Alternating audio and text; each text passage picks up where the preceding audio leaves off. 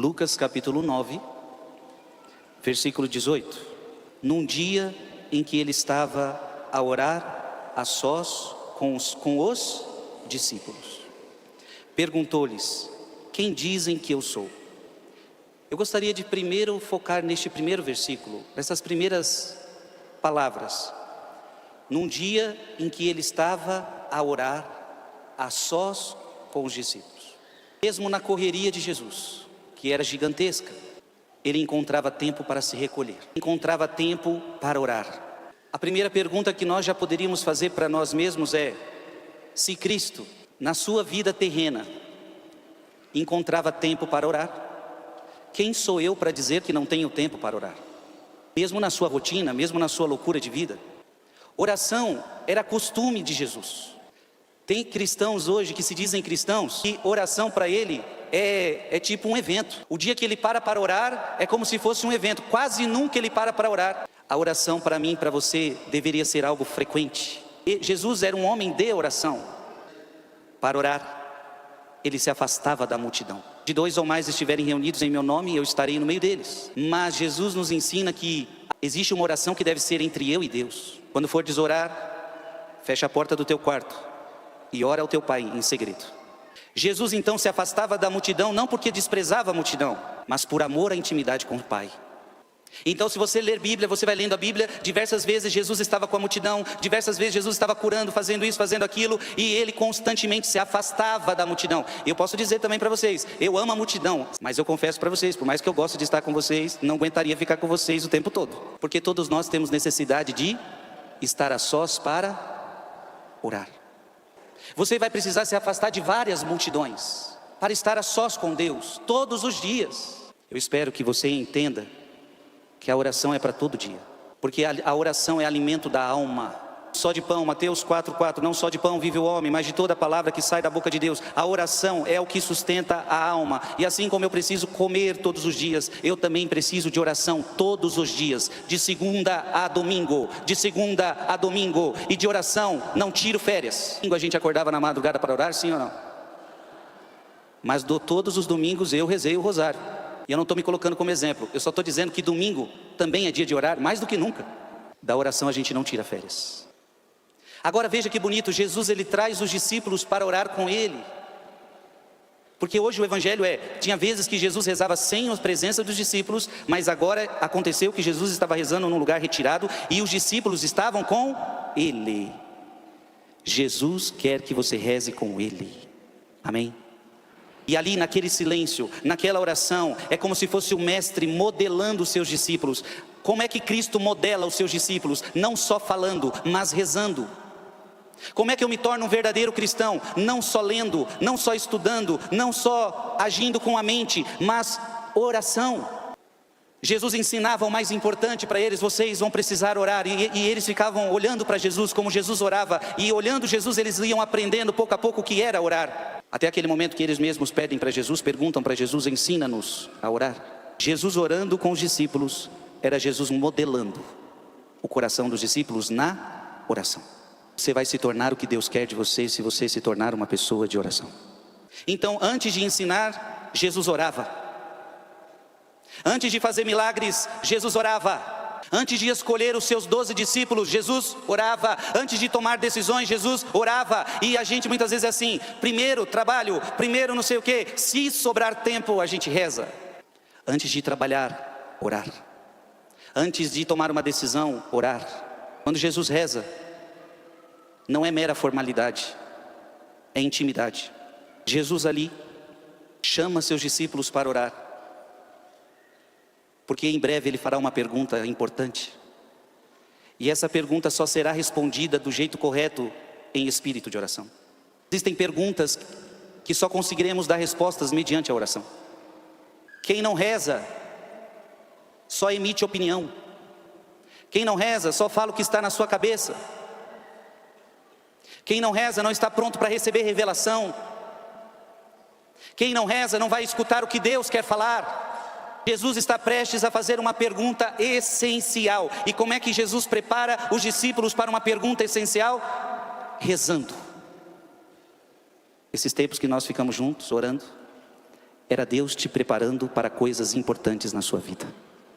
E para coisas importantes na sua vida que virão, Ele te preparou em espírito de oração, para que você estivesse mais preparado e preparada. Deus nos prepara para coisas grandes pela oração. Vamos para Lucas 18, versículo 1. Propôs-lhe Jesus uma parábola para mostrar que é necessário orar sempre, sem jamais deixar de fazê-lo.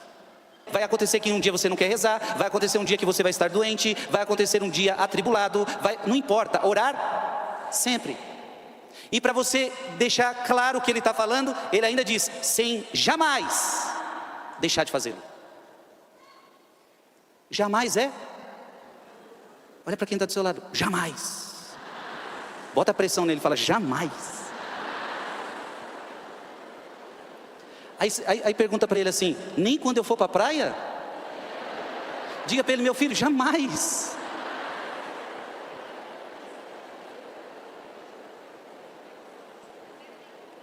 Está dando para entender sim ou não? A oração é importante. Agora Jesus vai em outra palavra mostrar a importância da oração. Eu quero que você abra sua Bíblia em Lucas 22, 40. Ao chegar àquele lugar, disse-lhes, orai para que não caiais em tentação. Eu pergunto para você, você quer cair em tentação? Então jamais deixe de orar. Jesus está te prometendo, se você orar, o diabo vai tentar, isso não tem como mudar, o diabo vai tentar, mas se você estiver em oração, ele não vai encontrar brecha na sua vida. Agora, se o diabo aparece, se o diabo te tenta e você não está orando, você vai cair em tentação, seja ela qual for. A tentação da inveja, a tentação do ciúme, a tentação da fofoca, a tentação da mágoa. Orai para que não caiais em. E é tão verdade isso que Jesus fez questão de colocar essa oração dentro do Pai Nosso. Ensina-nos a orar, e Jesus ensina o Pai Nosso. E dentro da oração do Pai Nosso, Jesus nos ensina a orar o quê?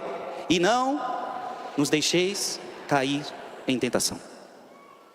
Eu estou sendo muito tentado, Frei. Vá rezar. Quanto mais tentação, mais reza você tem que ter. 1 Tessalonicenses 5, 17, o que está escrito aí? Orai sem cessar. É o dia inteiro. Eu não estou falando que você vai ficar o dia inteiro na igreja. Teresinha diz que oração é um olhar lançado ao céu.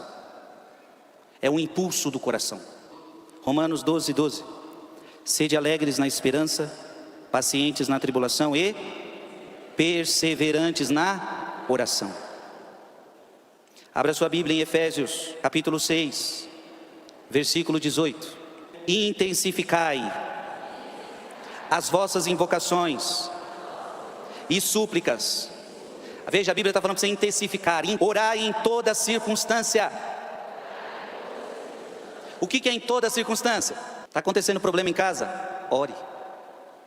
Está acontecendo problema no casamento? Ore. Está acontecendo problema na vida financeira? Sua vida financeira está maravilhosa?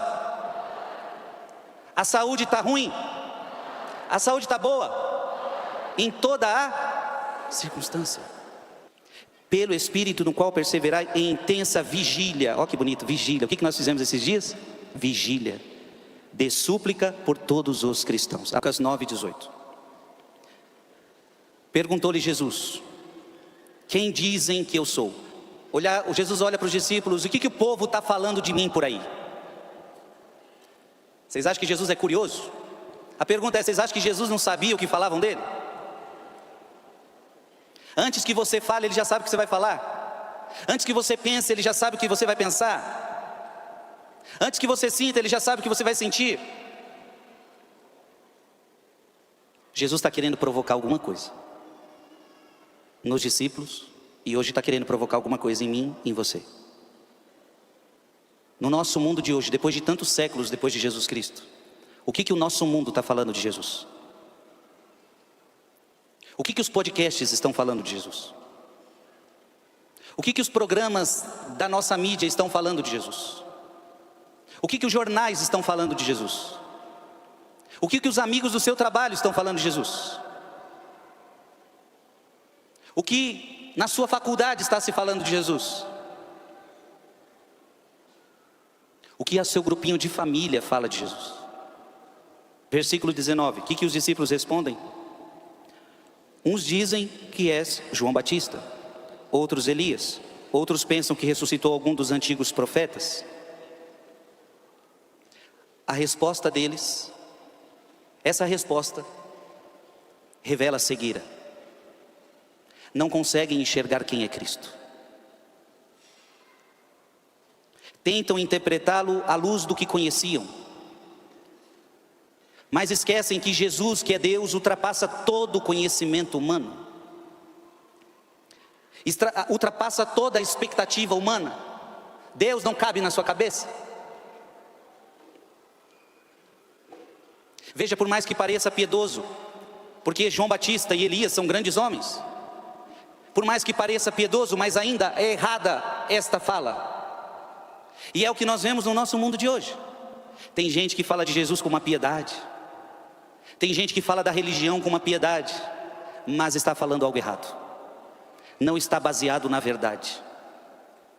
Veja, podemos ter pessoas piedosas, falando até com zelo, falando até com amor, até com respeito, mas a pergunta não é se você é piedoso no que você fala, a pergunta é se está certo o que você fala. Então eu pergunto para vocês, o que o povo pensa de Jesus, que ele é João Batista, que ele é Elias, resposta certa ou errada? Certo ou errado?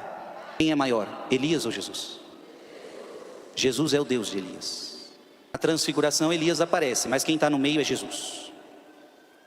Quem brilha na transfiguração é Jesus. Jesus é o Deus de João Batista.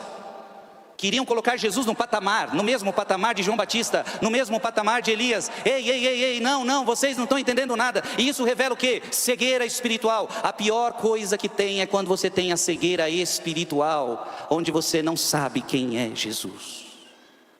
São Beda dizia: o Salvador explorava a fé dos discípulos, perguntando primeiro pela opinião da multidão. Qual é a opinião da multidão? E eu já quero dizer para você, repete comigo: fé não é opinião. Hebreus capítulo 11, versículo 1. Fé é o fundamento da esperança, é a certeza a respeito do que não se vê. Portanto, diga comigo: fé não é opinião, fé é certeza. Opinião você tem uma hoje, pode mudar amanhã. Qual a sua opinião sobre isto? A minha opinião sobre isto é tal. Amanhã mudo de opinião. Você já mudou de opinião alguma vez na vida, sim ou não? Eu várias vezes. É opinião. Opinião é opinião. Você muda. Você vai de acordo com o momento. Jesus não pode ser um momento na sua vida. Jesus quer despertar não opinião. Jesus não quer que você tenha opinião sobre Ele. Jesus quer que você tenha fé nele. A tua opinião sobre Cristo não vai mudar nada na sua vida. O que vai mudar a sua vida é a fé que você tem em Jesus Cristo. A fé que você tem em Jesus Cristo. João capítulo 3, versículo 18. A palavra de Deus diz: quem nele crê não é condenado, mas quem não crê já está condenado, porque não crê no nome do Filho único de Deus. O que Deus pede para nós não é opinião, o que Deus pede para nós é crer. O que Deus pede para nós é fé. Então Jesus não está dizendo aqui, olha, aquele que tiver uma opinião legal sobre mim será salvo. Não quer saber da sua opinião. Deus não precisa da opinião da humanidade. Deus não precisa da opinião do Frei Gilson. Deus não precisa da sua opinião. Sua opinião representa para Deus? Você já sabe a resposta? Nada. Não muda. Com todo respeito a todos os cientistas, todo respeito, a ciência é maravilhosa, nos ajuda. Quando a gente está doente, a gente sabe o tão bom que uma ciência faz. Mas Jesus não depende do que a ciência pensa sobre Ele. Jesus não depende do que os professores desta terra pensam sobre Ele. Jesus não depende da opinião de nenhum ser humano desta terra. Ele é Deus. Vocês podem, isso é muito comum entre nós. Qual é a sua opinião sobre o Frei Gilson?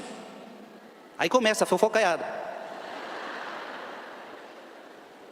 A sua opinião sobre o Frei Gilson, beleza. Eu sou ser humano igual a você. Você pode ter, aí vai ter opinião do que gosta, do que não gosta. Vai ter opinião que está no meio, gosto, mas não gosto. e está tudo tranquilo. É sua opinião e a gente tem que respeitar a opinião do outro, sim ou não? Se você falar, você gosta disso, não gosto, você tem que respeitar a minha opinião. Agora, no que diz respeito a Deus, Ele não te pede opinião, Ele te pede fé. Jesus está pedindo para você fé. Em outras palavras, a tua opinião sobre Jesus não salvará você, mas a tua fé em Jesus salvará você, segundo o Evangelho que acabamos de ler.